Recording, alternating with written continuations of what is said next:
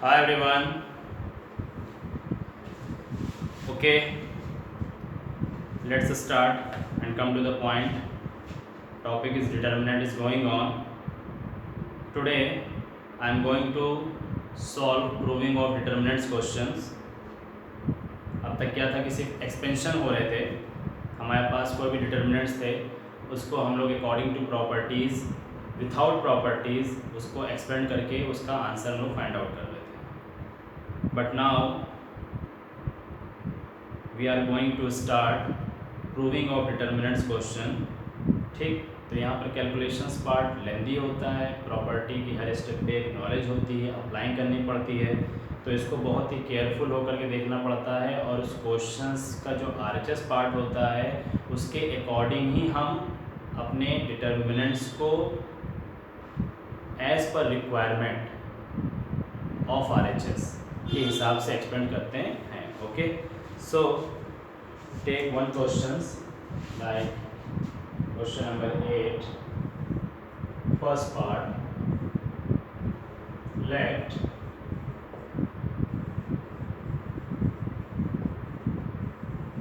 solution, let delta is equal to determinants 1 1 1 a b c and a square b square c square. इसमें आपको proof करना है a minus b, या mention कर देते हैं a minus b b minus c and c minus a. ये हमारे राइट हैंड साइड की रिक्वायरमेंट है और टारगेट है कि हमको a minus b b minus c c minus a कैसे बनाना है. तो डिटर्मिनेंट्स इस क्वेश्चन की लेंथ को देखिए कि कॉलम वाइज में ऑर्डरली है a b c a square b square c square. ठीक, तो अगर इस डिटर्मिनेंट्स में ए माइनस बी के बारे में सोचे तो ए माइनस बी हमें मिलता कहाँ है? ए माइनस बी, बी माइनस सी, बी माइनस सी, यानी जो यहाँ पर मेथड अप्लाइंग होगी वो रोज फॉर्म में मोस्टली ज़्यादा हो रही है. ठीक, तो रोज फॉर्म में मेथड को अप्लाई करने के लिए finally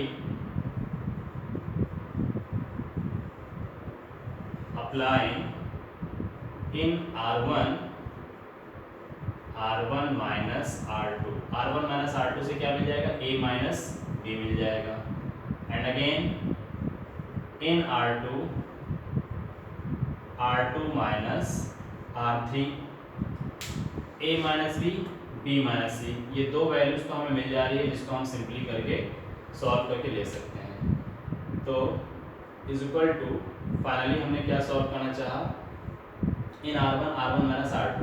so 1 minus 1 is 0, a minus b and here a square minus b square rows form में हो गया. In R2 minus R3, 1 minus 1 will be 0, b minus c and here b square minus c square. R3 में हमने कोई changes नहीं किया, उसको as it is note कर लीजिए 1c c स्क्वायर, क्योंकि सारे अप्लाइंग मेथड में डायरेक्टली एक ही बार में नहीं कर पाएंगे. एंड अगेन अब इस क्वेश्चन को अगर डायरेक्टली हम क्वेश्चन सॉल्व करने की कोशिश करते हैं तो ध्यान से देखिए a माइनस बी और here a square minus B square की आइडेंटिटीज़ है. तो a square minus B square को यहाँ पर हम लिखेंगे तो a minus B a plus B plus C b minus C, और वो हमारा कॉमन हो जाएगा. कॉमन की मीनिंग कैसे हो जाएगी? 0 0 1 a minus b b minus c and c. a square minus B square means a plus b a minus b and b square minus c square means b plus c and b minus c and lastly c square as it is note कर लीजिए. ठीक, अब again is equal to take out a minus b factor because a minus b common है और first R1 क्या है? 0 है, तो 0 से कॉमन का कोई कॉम्बिनेशन नहीं, जो भी कॉमन लेंगे वो 0 हो जाएंगे बाद में. तो a minus b take out common factor from R1. Similarly b minus c take out common factor from R2, ये दो चीज़ तो हो सकती है। तो a minus B and b minus C आपने टेक आउट कर दिया, तो डिटर्मिनेंट की अंत की वैल्यू बचेगी 0, a माइनस बी कॉमन हो गया एंड a माइनस बी के बाद आपका रिमेनिंग पार्ट होगा a plus b. 0 b minus c common हो गया, सो 1 बैलेंस होगा, b माइनस सी निकल गया तो b plus c and here 1 c square. a minus b minus c find out हमारा हो गया। अब हमको ज़रूरत किस चीज़ की है? c माइनस a की। तो इस रेस्ट एलिमेंट में c माइनस a सर्च करने के c माइनस a में कैसे मिल सकता है? ये c स्क्वायर की प्रॉपर्टीज़ है। अगर c स्क्वायर को हम किसी के साथ मैच करने की कोशिश करते हैं तो c स्क्वायर माइनस c, फिर c कॉमन हो जाएगा c माइनस a, तो डिफरेंट फॉर्म हो जाएगा। तो अभी तक हम सारी चीज़ें क्या किया है? रोज प्रॉपर्टीज़ में अप्लाई किया है। तो यहाँ पर ध्यान से देखिए कि यहाँ पर c मिल रहा है, यहाँ b मिल रहा है, सॉरी c मिल रहा है a, हमको c और a की ज़रूरत है। तो c माइनस a, c अगर फर्स्ट में रखेंगे तो माइनस a आएगा, यानी अब हम क्या कर सकते हैं? R2 माइनस R1 अप्लाई कर देंगे तो plus b minus b cancel out हो जाएगा और c माइनस a हमको यहाँ पर मिल जाएगा कहीं ना कहीं। तो अगेन अब यहाँ पर अप्लाई हो जाएगा, applying in R2 minus R1 इसलिए कर रहे हैं क्योंकि फर्स्ट हमारा पॉजिटिवली C होना चाहिए, C माइनस A, तो इसलिए इन R2 माइनस R1 कर दिया। A minus B minus C in the determinants. R1 में कोई चेंजेस नहीं है, 0 1 A plus b as it is note कर लीजिए। फिर आपने क्या किया? R2 minus R1, 0 minus 0 0, 1 minus 1 again 0, b plus c minus a minus b plus b minus b cancel, so c minus a balance and 1 c square as it is आपने note कर लिया। Any problem? अब lastly हमारे पास condition क्या बन जा रही है? c माइनस a, तो c माइनस a हम एक तरह से कॉमन फैक्टर फिर से ले सकते हैं। c minus a common factor from R2, जब R2 तो c minus a common factor ले लेंगे, सो a minus b minus c and c minus a, तो रिमेनिंग पार्ट हमारे पास क्या हो जाएगा? 0 1 a plus b, 0 0 1 and 1 c square. तो डिटर्मिनेंट्स में जो लास्ट के एलिमेंट हमारे बच रहे हैं, क्या बच रहे हैं? 0 0 1 1 0 c a plus b 1 c square. और हमारे पास RHS में जितनी वैल्यूज़ को फाइंड करना था, a minus b minus c minus a, वो डिटर्मिनेंट्स के बाहर आ चुका है। तो क्या है कि इस डिटर्मिनेंट्स को फाइनली हमको 1 बनाना है, 1 बनाना है। तो अगर 0 के फॉर्म में एक्सपेंड करेंगे सारे डिटर्मिनेंट 0 हो जाएंगे, ये भी 0 वैल्यू है, डिटर्मिनेंट 0 हो जाएगी। लास्टली हमारे पास सिर्फ 1 बच रहा है, तो 1 की पोजीशन कहाँ है? R1 R2 R3। तो R1 के रेस्पेक्ट में अगर लेके हम इसको एक्सपेंड करते हैं तो हमारी कंडीशंस सॉल्व हो जाएगी। और R1 के फॉर्म में एक्सपेंड करेंगे और भी 0 कंडीशन बन सकती है कि R1 को लेंगे तो C1 को लेंगे तो C2 को लेना पड़ेगा। तो एक और इजी वे हो सकता है कि हमारे पास कंडीशन बन जाएगी, हम उसी फॉर्म में एक्सपेंड कर देंगे 0 0 1। तो हम यहाँ पर फाइनली इस कंडीशन को लेके चलते हैं, तो ये एलिमेंट 0 हो जाएंगे, जो रिमेनिंग पार्ट बचेगा वो हमारे लिए 0 हो जाना चाहिए। कैसे? a minus b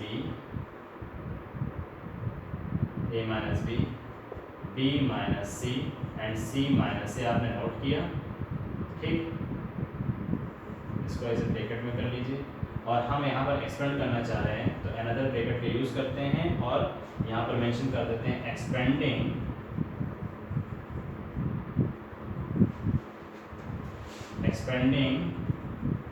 along R3।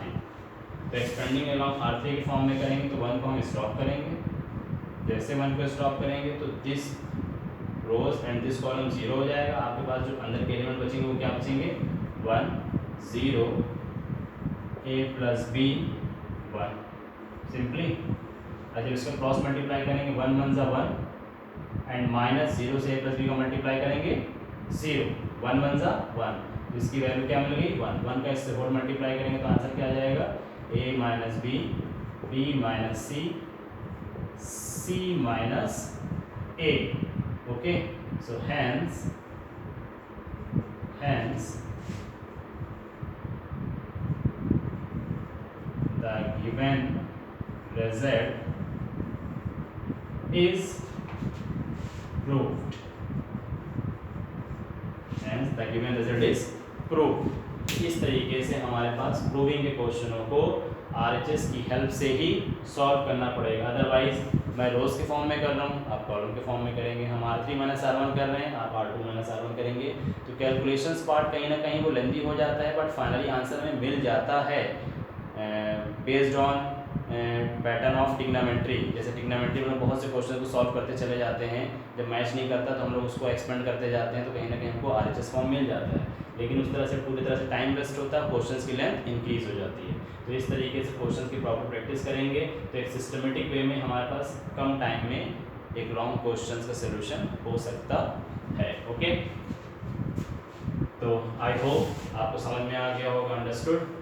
So this is the first part and second part, solve yourself. And next question देखते हैं, question number 9. x y z x square y square z square. Okay,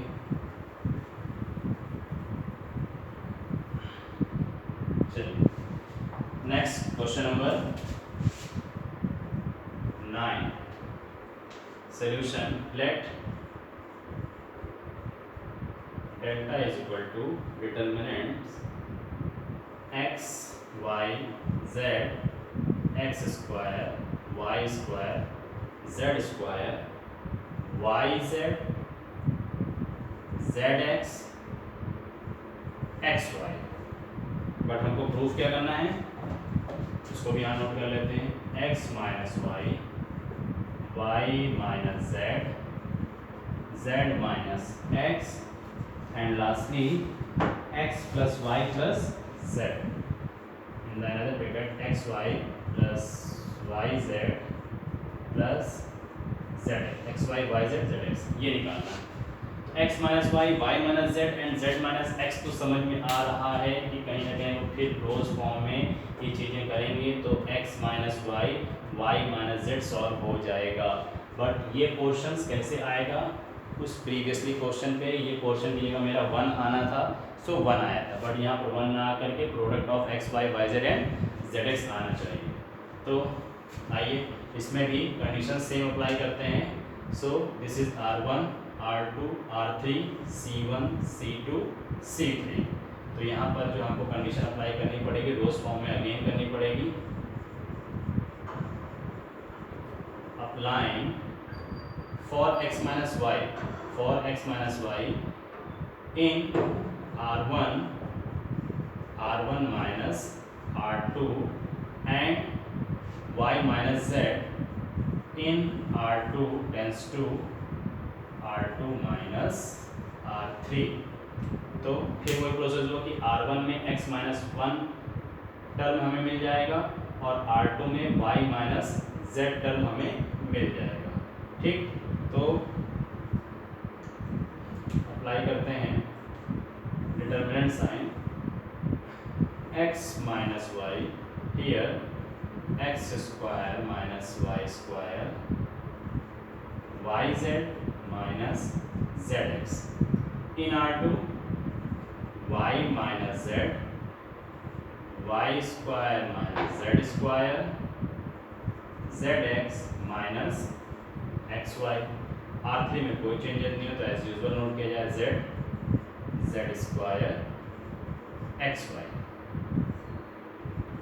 but हमारे लिए फिर beneficial हुआ directly x minus y, one term here x square minus y square, तो identities की half पे x plus y x minus y हो जाएगा, तो x माइनस वाई हमारा मैच कर गया.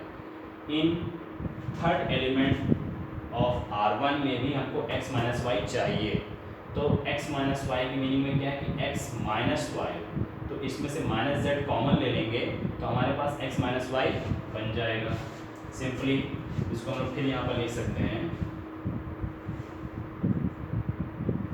Next step x minus y, here x minus y x plus y, and suppose अगर इसमें से माइनस जेड हम कॉमन ले लेते हैं तो एक्स माइनस वाई हमारा एज अ ब्रैकेट में बैलेंस होगा।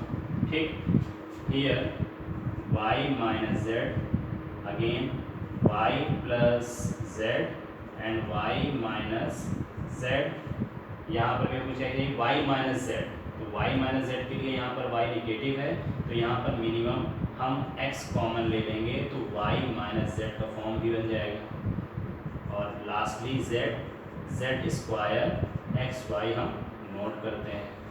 तो बेनिफिशियल क्या हो गया कि हमारे पास x minus y y minus z RHS का 30% हमें सॉल्व हो गया। ठीक, तो RHS का 30% सॉल्व होने का मतलब यहाँ पर हो जाएगा is equal to take out the common factor x, y and y, z from R1 and R2 respectively। Okay, तो टेक आउट कर लेंगे हम लोग।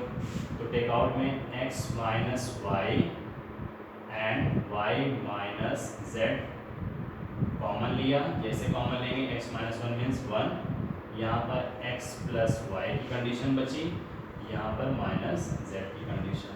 Here 1 y minus z common, so y plus z balance हुआ और यहाँ पर minus x balance हुआ क्योंकि y माइनस z हमारा कॉमन हो गया। And last z square x y हमने सेव किया।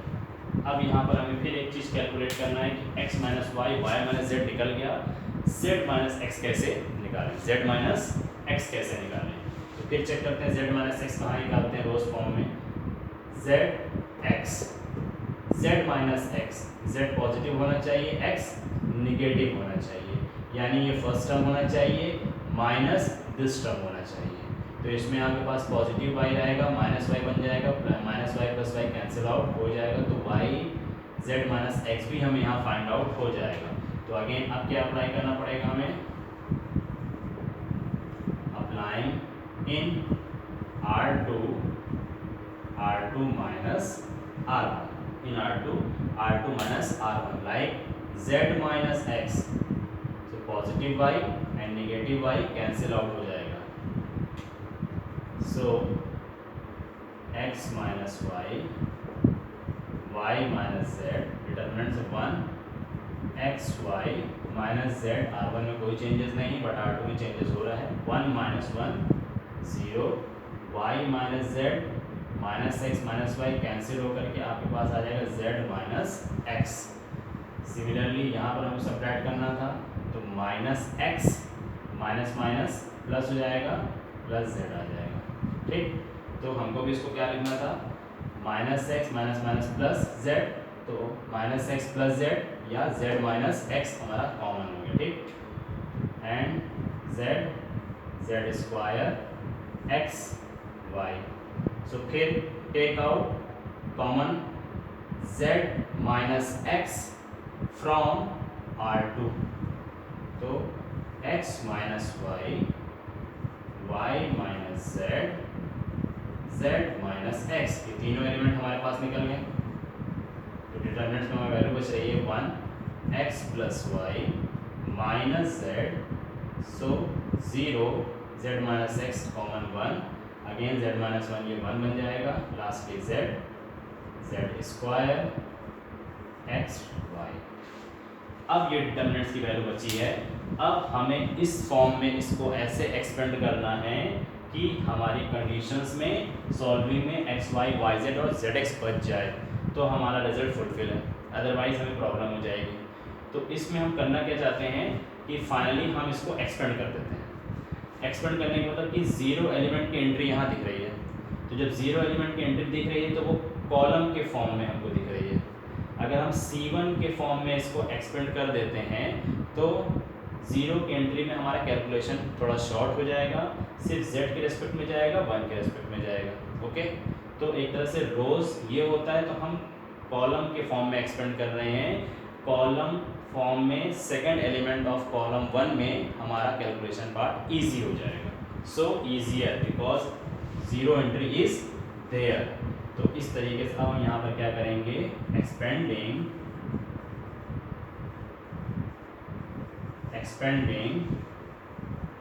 along C1.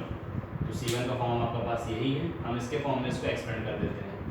तो जैसे हम इसको यहाँ पर एक्सपेंड करेंगे, so x minus y, y minus z, z minus x को हम बिग ब्रैकेट में नोट कर लेते हैं. ठीक है, ठीक. अनदर बिग ब्रैकेट में, स्क्वायर ब्रैकेट में हम इस डिटर्मिनेंट को सॉल्व करते हैं. हमने एक्सपेंड क्या किया, C1 के फॉर्म में. तो C1 को 1 लेंगे. जैसे 1 के फॉर्म में एक्सपेंड करेंगे तो दिस कॉलम 0 हो जाएगा. तो कंडीशन क्या बचेगी मेरे पास, 1 जेड स्क्वायर 1 एक्स वाई. ठीक, minus sign second element of C1 0. तो 0 के फॉर्म में जब हम एक्सपेंड करेंगे तो दिस कॉलम 0 हो जाएगी. कंडीशन क्या बचेगी हमारे पास, x plus y z square minus z x y. But ये पोर्शन हमारा पूरा कंप्लीट 0 हो जाएगा. And lastly plus 1 z third element of C1. तो ये हमारे पास z के फॉर्म में जब एक्सपेंड करेंगे तो z के फॉर्म में एक्सपेंड करने की कंडीशन का मतलब कि दिस कॉलम 0. तो कंडीशन क्या बचेगी, सिर्फ x plus y 1 and minus z 1. Okay, अब डायरेक्टली अगर इसको हम एक्सपेंड कर देते हैं, यहाँ पर आ जाइए, डायरेक्टली हम इसको एक्सपेंड कर देते हैं तो x minus y, y minus z, z minus x as it is note होगा. ठीक, इन द स्क्वायर ब्रैकेट हम इसको सॉल्व करेंगे तो 1 के फॉर्म में एक्सपेंड करेंगे. 1 in the bracket diagonally multiply होगा, 1 का एक्स वाई से मल्टीप्लाई हो जाएगा एंड माइनस जेड स्क्वायर से मल्टीप्लाई माइनस जेड स्क्वायर हो जाएगा. ये पूरा पोर्शन 0 हो जाएगा, इसको सॉल्व करने की जरूरत नहीं है. प्लस अगेन हम इसको जेड स्टॉप करेंगे, डायगोनली मल्टीप्लाई हो जाएगा एक्स प्लस वाई एंड फिर माइनस जेड है तो minus minus plus Z square, minus minus plus Z square, only Z. ठीक, अब इसको हम सॉल्व कर लेते हैं. सॉल्व करने की मीनिंग में क्या हो जाएगा, x y minus z square plus open the bracket and multiply by z in each element. So x z plus y z, z means z square, negative z square positive z square cancel out. X y z x बच गया, x y z x बच गया. तो finally हमारे पास जो RHS बना, क्या बना, x minus y minus z minus x, another bracket x y plus y z plus z x. Hence proved.